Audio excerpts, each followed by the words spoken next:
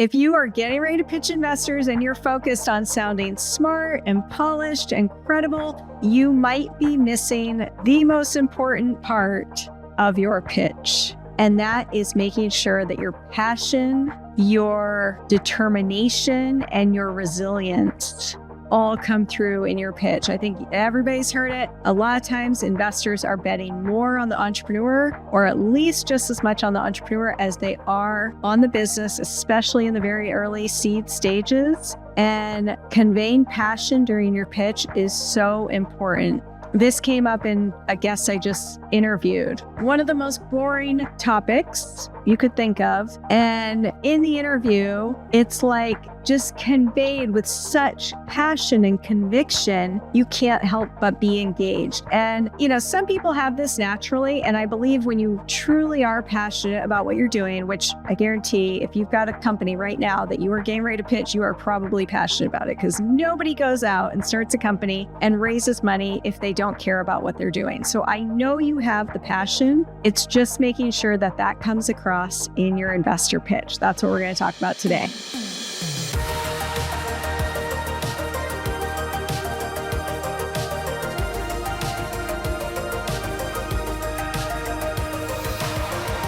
Okay, let's get into this. So let's start off with, I have become a much better public speaker over time.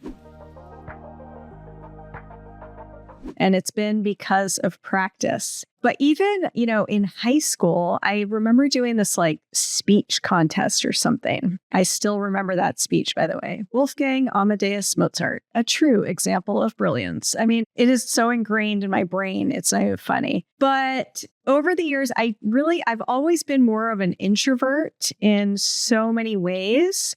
And I've never considered myself a salesperson. I was very much a product person behind the computer, never a salesperson. And then I started my own company, and I had to go out and start talking. I had to start doing sales, and I had to start building relationships and making connections.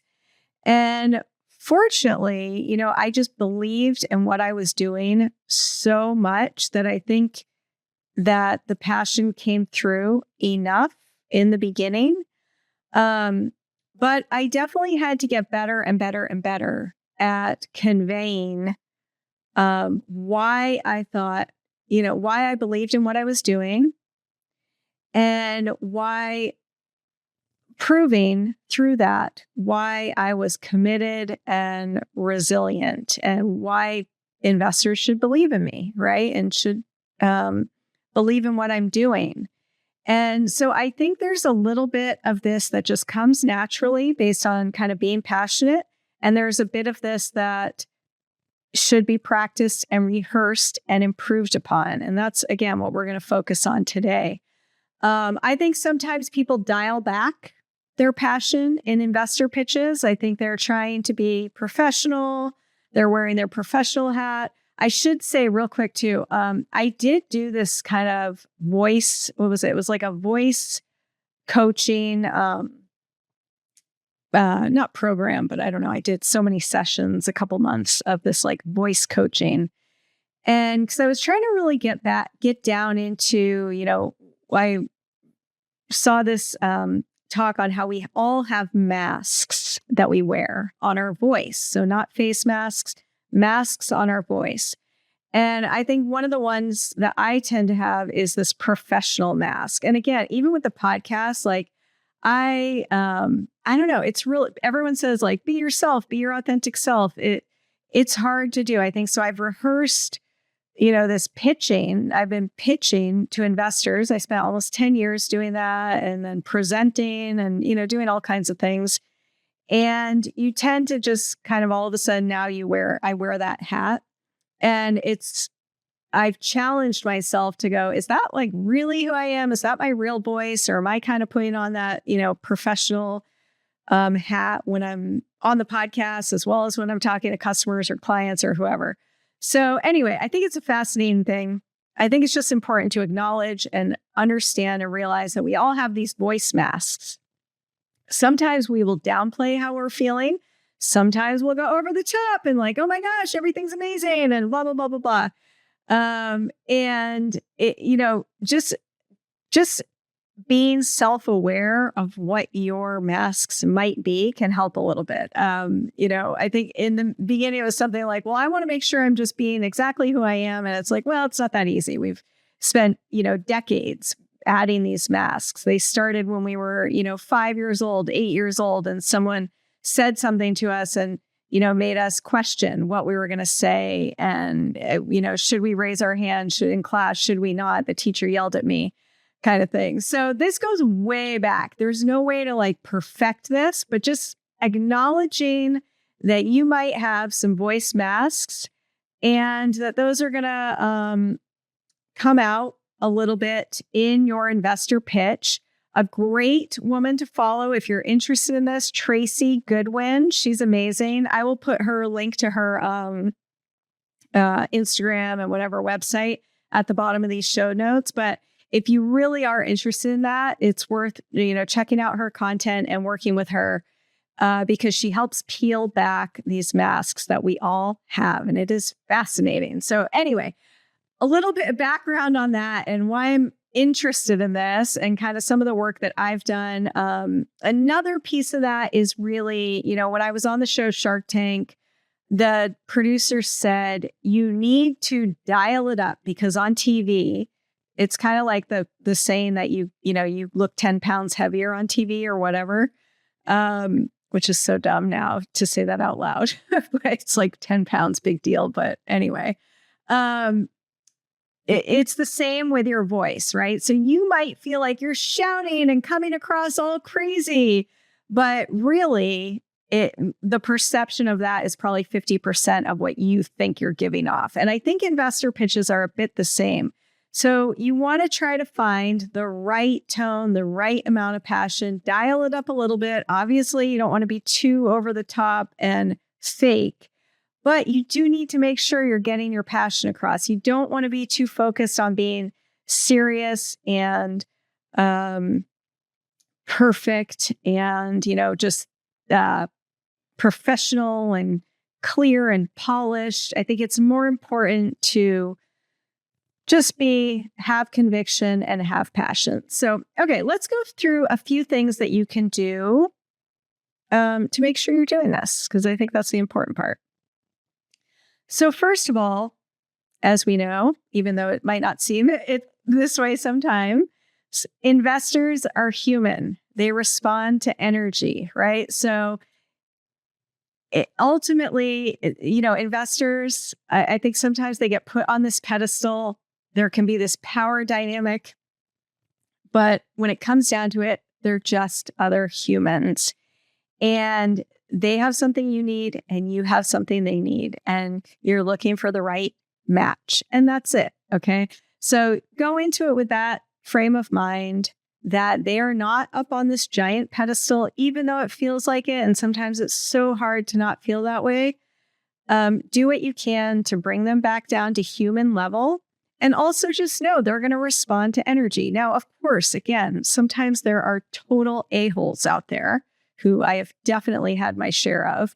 And I don't know, I just go, whatever. They're off in their own a-hole land and let them do their a-hole thing and whatever. The high majority of people are good people and they want to help and they want to be kind enough to you. And they're going to respond to an entrepreneur who is at least passionate and excited about what they're doing. And they will not be a total a-hole. So even the most analytical investors, they're still probably making emotional decisions first, especially at this early stage. So if your pitch feels flat or cautious or overly rehearsed, unless you're on Shark Tank, then they probably won't lean in. So your energy is going to set the tone. Your belief is going to give them permission to believe. So it is so important. So practice like you're already the founder of this highly successful company, not like you're asking them for permission to become one. And it's a real distinction there. So again, first thing, remember, investors are human and they are responding to energy. And you don't want to be flat. You don't want to be timid. You don't want to be cautious. You want to be real. You want to be passionate. And you want to make sure you're aware of what your energy is. And I've said this a million times in other episodes, record yourself doing your pitch. It is so eye-opening. So set up your little phone and hit the record button and do it 10, 20, 30 times and practice really dialed up, practice flat. Because sometimes when you get in the pitch, you can't always control, like your nerves, settle in. And that's why you don't want to be overly rehearsed, but I definitely err on the side of being more rehearsed than not, because I think the likelihood of nerves not getting in the way is a lot higher if you are rehearsed. So, and sometimes if you're rehearsed, you can still, have an ebb and flow. It's just that you're not thinking about what you're going to say. You're not letting nerves take anything away. Okay, so number 2, passion does not equal hype. I think this is super important. Passion is personal connection and it's really clear purpose. So when I say, dial up your passion, I don't mean shouting or overselling or anything like that. What I mean is showing them why this problem matters to you and why you are uniquely wired to solve it. If you can answer those 2 things with conviction, so much of the other stuff in your pitch deck doesn't matter. So share your why now and why me. Make sure those come across. And then tie it back to your traction, your insights, and your vision. But you need to practice those why now and why me pieces. And you need to make sure that those come through clear and with conviction and connection, and really get those points across in a strong way. So a good way to do this is using one sentence to ground your mission into something personal and then pivot into what makes it a market opportunity. So storytelling is a big part of pitching investors, right? So again, finding that one sentence. You don't want to tell a long rambling story. Brainstorm this, practice this, that you're going to fine tune it. You're going to tweak your pitch deck a million times. But your goal is to get to a place where you have one sentence that really grounds your mission behind something personal. Dog growling in the background. Lolly. And then pivot into kind of what's going to make that a market opportunity. That can be very, very powerful. Okay, number 3. Most of the time, founders are pitching like they're playing defense. And what I mean by that is they're trying not to mess up. They're trying not to sound too eager. They're trying to play it cool. But investors want to see, founders who are really kind of playing offense here. They want to see urgency and clarity and direction. And so ask yourself, again, I've said this, but if you really believed this was going to be a category defining company, or you were going to change the, landscape of your industry or fill a need for your customer that is unmet right now, how would you show up to this investor pitch? Your passion needs to signal confidence, clarity, and belief. And that's going to lift up your whole pitch. It's really going to make a huge, huge difference. Okay, so here are some signs that you're overdoing it. You're talking too fast. You're talking too emotional, or with superlatives, this is going to change the world. There's an element there. It's you can have passion, but you can't be well, you could do whatever you want. I don't know. Sometimes people do some crazy stuff and it can grab attention. But I think for your average, if you want to just dial in and make sure you're doing a solid pitch, you don't want to go to, this is the best thing, in the world. I mean, again, remember, investors are hearing pitches all the time. So the over the top kind of claims can get an eye roll, behind the behind the scenes.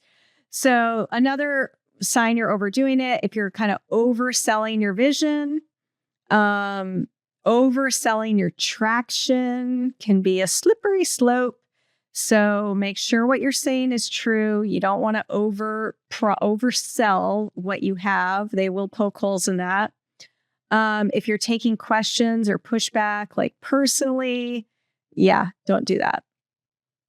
If you come across as like you're trying to win the pitch instead of engage. And again, Shark Tank, very different than your average investor pitch.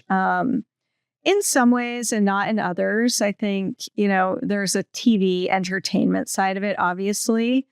But ultimately, investors are, I think, kind of sizing you up the same way they do on Shark Tank. I think Shark Tank's a great show from that standpoint because you can see how these investors are sizing up these entrepreneurs, right?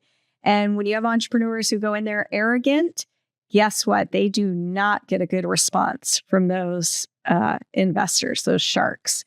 So arrogance, bad idea. And if you're not sure if you are, again, tape yourself, record yourself, get feedback. But arrogance is something that can be sniffed out pretty quick. So here's the kind of passion that actually lands with investors, like calm conviction. And I say calm, but that doesn't mean monotone and boring and quiet, right? So you want to have conviction and just in a clear way. So here's what we're doing. Maybe that's even too much. Here's what we're doing. Here's why it matters. And here's why I will not stop until it's solved. That conviction right there in just a calm, strong voice can be super powerful. And if you just don't naturally do that, again, practice it. It's interesting. Like when I did do Shark Tank, one of the things that a guy that I was working with, a friend of mine, Troy Johnson, hilarious guy, follow him. He's a riot, food writer. But he gave me a few tips and he said, have a few sound bites when you go on the show. The editors love that stuff. So I had a few. And I never would have come up with those things on the fly, but I had them prepared ahead of time. And so I think the investor pitches are the same way. You don't want to rehearse the entire thing, but have some statements like memorized that you can, just drop in when certain things come up. And those statements of conviction that come across at the right time can be really, really powerful. So just have some of those prepared and it can also boost your confidence. When they ask you a question and you have a really strong statement to come back, that's just calm with conviction, you can feel more confident and that comes across too, right? Data-backed belief. This is another thing you want to have. So show where your insight comes from, like not just that you care, but show that you've done your homework. I think that's another important piece that kind of combines passion with tying it back to the actual data points that you have. Another one is kind of personal connection to the problem. So I experienced this firsthand, blah, blah, blah, blah, blah, and then lead that into how that insight shaped your business model, right? So I experienced this or my customers have been experiencing this and why that's important to you, and then tie that back to your business model. So I think a big part of passion, it's not just like this random excited thing. It's strong statements of personal story or connection tied back to traction. Something to be aware of, desperation is like not something you want to show, right? So investors want to see belief. They do not want to see like neediness and desperation. That can be really bad. And the most important thing I think you can do is going into these investor pitches is have a little mantra that you say to yourself before you pitch, something around the idea of, investors are just people too. There's tons of money out there. They need, my idea as much as I need them, something like that. So have some little thing you can tell yourself before you go into these pitches to set that, to frame that so that you're not feeling desperate when you're in there. Another thing that this guy, Alexander, brought up that I interviewed recently, and I loved this. He said when he got in these VC meetings, they would give them, give him a quick overview of their fund. And then he would ask them questions. And I love that. I think that's such a great way to go. It shifts that power dynamic. And so basically, instead of just being waiting and ready to jump into your pitch right away, you want to ask them a couple questions back. So you're interviewing them to make sure they're the right fit for you just as much as they're interviewing you. And that can it can get them more engaged because they're like, oh, okay, this is different. And now I'm on the spot. I have to answer a couple questions. So I'm engaged because I'm answering, and they might be more likely to listen to you. And it just shows, it changes that power dynamic. Love that. I think that's a great strategy. Okay, so to recap this, if you have to go into a pitch and you're going to kind of have a quick, am I going to go into this, quick framework for going into a pitch? You want passion, you want conviction, and you want clarity. So before as you're refining your pitch, ask yourself, am I clearly communicating why this matters? Can I show I've done the work? Or am I tying it back to data? And am I anchoring my story in a clear, confident strategy? And then practice that and record yourself. I've said that 9,000 times. And then practice it with distractions too. So practice it by getting interrupted and then picking up where you left off. So again, you don't want to have it so rehearsed and memorized. You should have points and statements rehearsed. And one of the main reasons for rehearsing is to make sure you don't ramble on too long and chew up all your time on a tangent. That can be one of the biggest issues that people run into in pitches. So don't be afraid to show that passion. Dial it up a bit, because I think sometimes you don't come across as, over the top as you might think you are. Practice, record, come up with some statements ahead of time that really show you have strong conviction in what you're doing and you're tying it back to your data and your traction. And just don't be afraid to show how important this is to you, how dedicated you are to this. I think can be very, very powerful.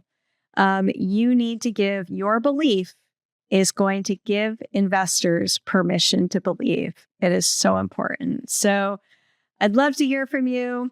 If you want to practice your pitch, I'm happy to listen. You can book Fridays. I do calls for that. You can book an appointment free, not charging for that, on LinkedIn. It's 30 minutes and you can hop on, you can do your pitch. I will listen, or I will give you feedback, or I'll pretend I'm an investor asking questions, whatever's helpful to you. But if you just need somebody to pitch to and get some feedback, or you just need an opportunity to get it out into the open, go ahead and do that. I love listening and helping. So, okay, we'll talk to you next time.